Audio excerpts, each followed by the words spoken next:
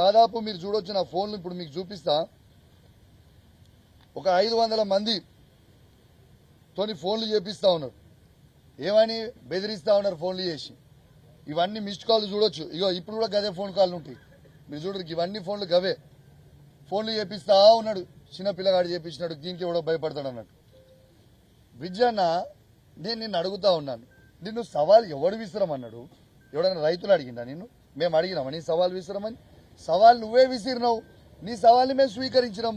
స్వీకరించి చూపించిన తర్వాత ఇవాళ నీకు జవాబు లేకుండా మీ కాంగ్రెస్ పార్టీ కొందరు బ్రోకర్లతోని ఫోన్లు చేయించి బెదిరిస్తా ఉంటే భయపడేటోడు ఎవడున్నాడు? విజయన్న, ఒకటి గుర్తుపెట్టుకో, మీ రేవంత్ రెడ్డికే నేను భయపడలే. మీ రేవంత్ రెడ్డినే నా ఎంటక బరాబర్ అని రోజు నిలదీస్తా ఉన్నా. ఈ బచ్చగాలు వాళ్ళు వీళ్ళు ఫోన్ చేస్తే మేము భయపడతాం అయింది. ఒక్కసారి మీరు ఆలోచన చేయండి విజయన్న గారు. ఇట్లాంటి చిల్లర పనులు బంద్ చేయరి.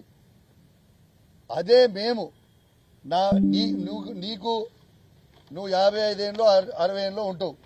ఆ ఏజ్లో నీకే అంత తీటుంటే 40 ఏళ్ళ పిల్లగాని మరి నేను కూడా మరి నాకెంత తీటుంటుందో ఒక్కసారి ఆలోచన చేసుకో.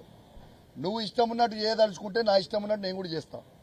రేపు నువ్వు ఇదే విధంగా మీరు కంటిన్యూ అయితే రేపు మా బీఆర్ఎస్ పార్టీకి మేము కూడా కాల్ ఇచ్చి మా హుజరాబాద్ నియోజకవర్గం నుంచి కావచ్చు, మీ పెద్దపల్లి నియోజకవర్గం నుంచి కావచ్చు, యావత్ తెలంగాణ నుంచి కావచ్చు, మా బీఆర్ఎస్ పార్టీ నాయకులు అందరూ కూడా నీకు ఫోన్ చేసి ఎప్పుడు రాజీనామా చేస్తున్నావు అని మేము అడిగిపించే పరిస్థితి తీసుకొచ్చుకోకు. ఉందాగా రాజకీయాలు చేయి, ఉందాగా ఉండు. నువ్వు సవాల్ విసిరినావు.